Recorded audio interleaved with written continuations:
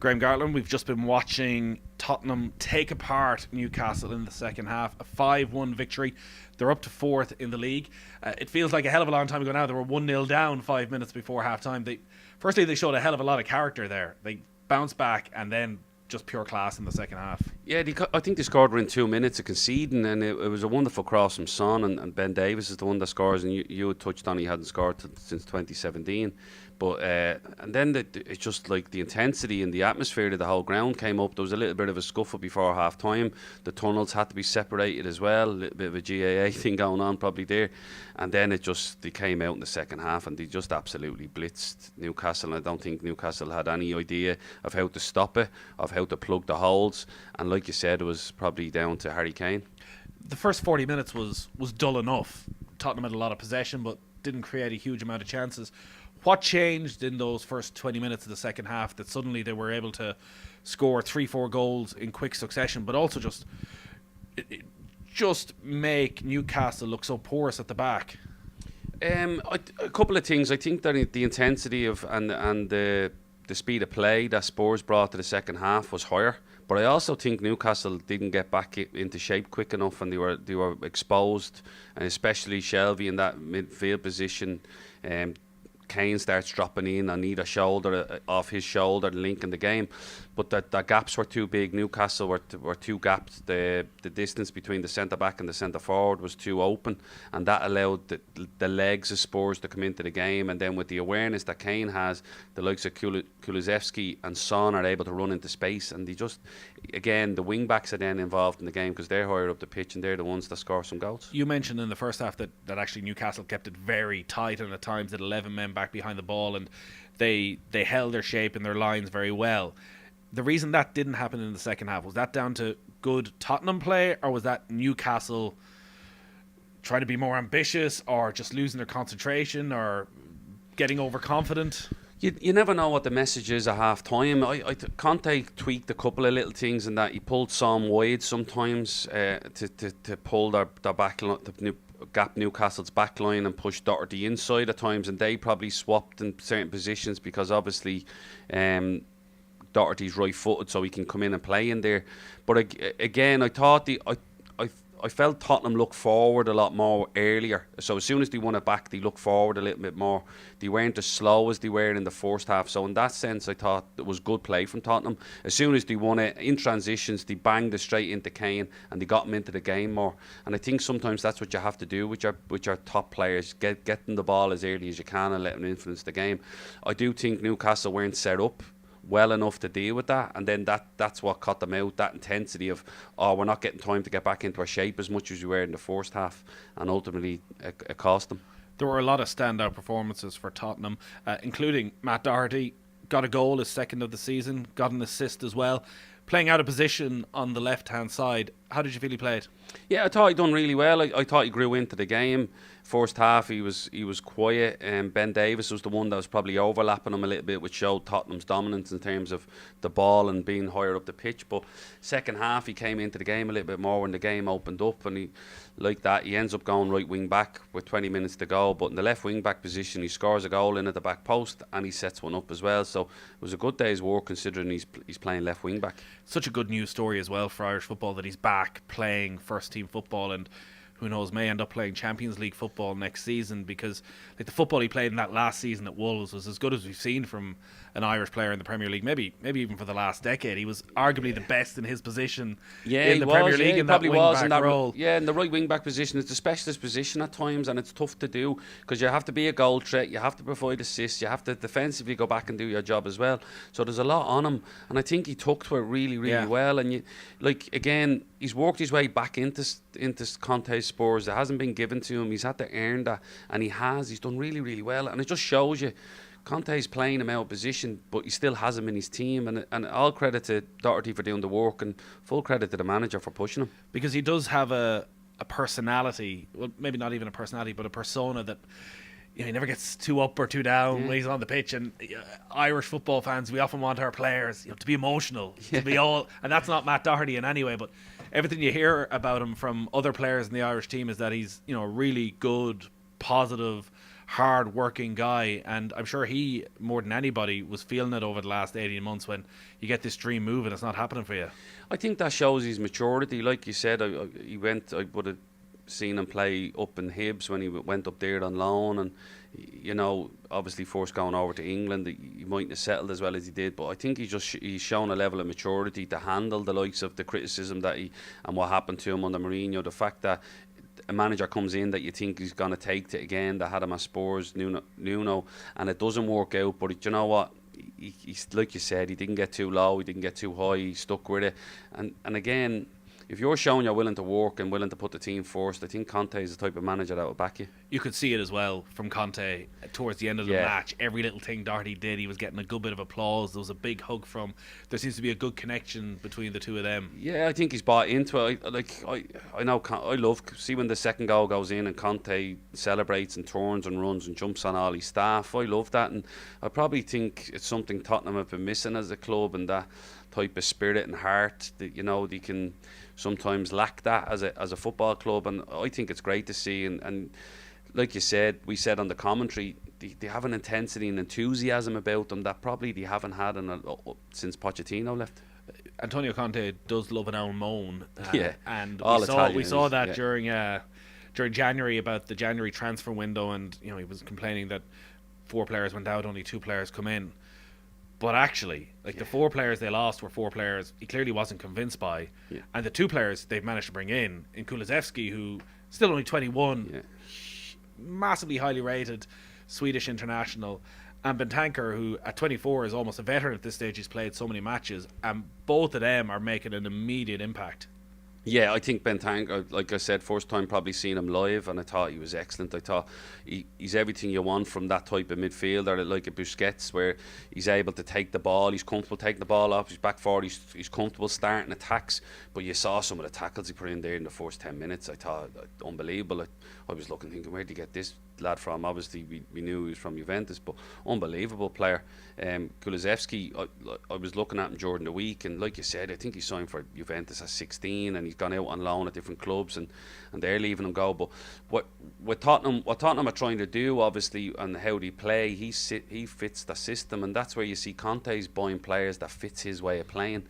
Kulusevski likes to cut in off the right hand side on his left foot. That allows the wing back to come out, but he also knows that when Kane drops in, he's the one that can run in behind as well, similar to Son.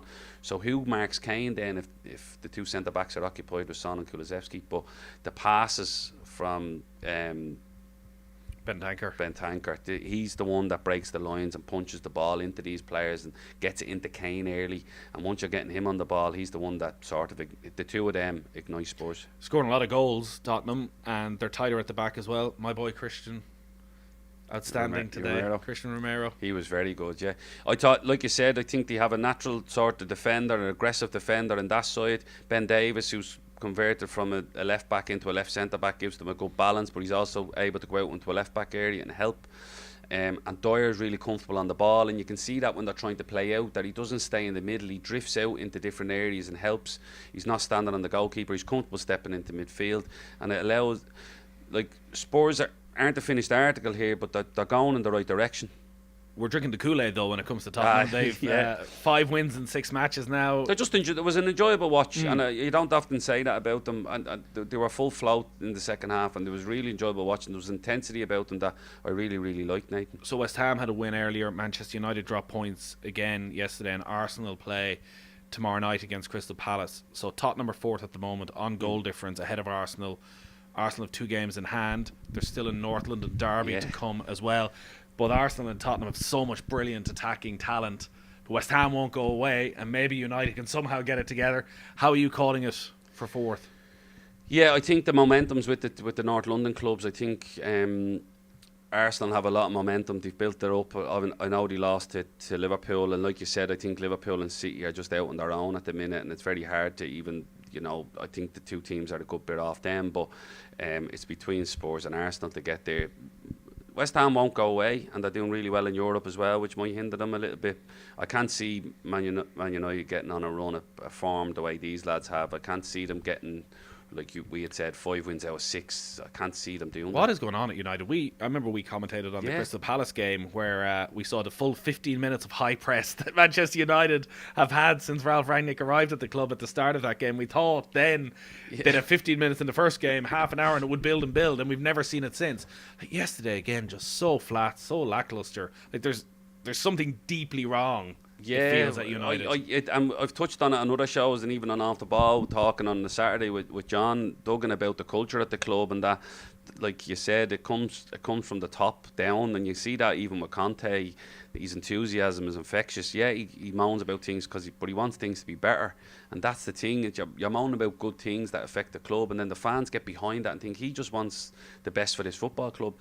Manchester United just like a lost vessel at the moment. They're just drifting, and it's such a shame. And the reason I think they get so much flack and so much stick is they probably have the highest wage bill in the Premier League as well, and that's like on top of that, that's where you're going, well, you should be performing here, and they're not. And there's a lack of even the basic things. There's a lack of enthusiasm and intensity about them, which you feel most teams should have. It could be worse. It could be Everton. Oh, Beaten again today. Jeez, like, relegation 6-pointer will be the understatement of the century for that game against Burnley on Wednesday night. Like, Frank Lampard again, he was questioning. He said he wasn't worried about the personnel that he had. He was worried about the character of the personnel after the game today, which is sort of as damning as you can be as a manager. Like, there's no sign of this turning. Maybe they'll just have enough to survive, but there's very little to suggest that Frank Lampard is the man for Everton. It's hard because you go back to Everton under David Moyes, and they were built on hard work and graft, and even their teams in the 80s were built on that. They weren't probably the most free-flowing football team. They had great players back then, but they probably were the side of the City and Liverpool that we built on grit, and I don't think they've probably done a lot of that since Lampard's come in. Defensively at Chelsea, they were probably a little bit naive, and they always felt, well, we'll be better on the ball than other teams, and that's how we win the game. But I don't think, and I spoke about this before, I think you can be a good attacking team and still be defensively solid, and I think most top teams that win things tend to be that. So I worried. I watched some of their games, and I worried about their back four a lot. I think when someone steps out of that back four, they look really, really exposed and open, and they don't look like they're playing together. And it's the one part of the pitch you need to play together. You seen it with Spurs there, the little clip at the end of the game where the back three and the goalkeeper all hug together, and that's the thing, that you build units within your team, and it just doesn't look like Everton defensively are able to keep clean sheets to make sure that they can try and nick a win. This day next week we have the biggest game of the season, the biggest game maybe for many seasons at the Etihad, Manchester City against Liverpool. One of the great things about these two teams is you look back over the last 5 years, it's hard to think of a bad game between them. It seems to always deliver the intensity, the pace, the technical ability of the players. City have a 1-point lead. Is it more of a must-win game for Liverpool than Manchester City? We're all going to build this into it's the title decider when it probably isn't. It's probably not. It's probably not, but obviously, like they drew at Anfield, if Liverpool go there and get a draw, Liverpool probably feel they need to win the game because they have a tougher run in than City with the games that they have coming up. Liverpool have been winning, we're probably without being overly great. They sometimes give up chances that they shouldn't. Man City just are playing with a way that they just suffocate teams and win. It's death by 1,000 cuts, really. But it's such a massive game, and you're right, I don't remember a game. Look, City probably took, after they got knocked out of the Champions League by Liverpool, they probably went toe-to-toe from for a while, and then I think it's the season after that, Guardiola took a backward step a little bit, and he shored up, and he wouldn't expose his centre-backs when he wouldn't allow his full-backs to go too far forward, and kept them inside right and inside left channels covered because he knew Salah and Mane would cause him trouble. And I think he even spoke about that in the documentary where he's like, this front three worry me, and I still think they do. And it's the one team that he thinks these will play against us, and they're okay to play through a press, and they're going to press us, but I love watching the games because they're so intriguing. Like you said, no team take a backward step, and it's the way top games should be. Both teams going at each other, not happy to settle for draws away from home. So it makes for a great game. Are you seeing a dip in Salah's form? I think he's had a tough run, and that he's gone away with the African nations as well. He was on fire before he went away with them. He's disappointed where they lose the final over there, don't they? And then he's just been knocked out of a World Cup as well. So mentally, that's probably a little bit draining for him.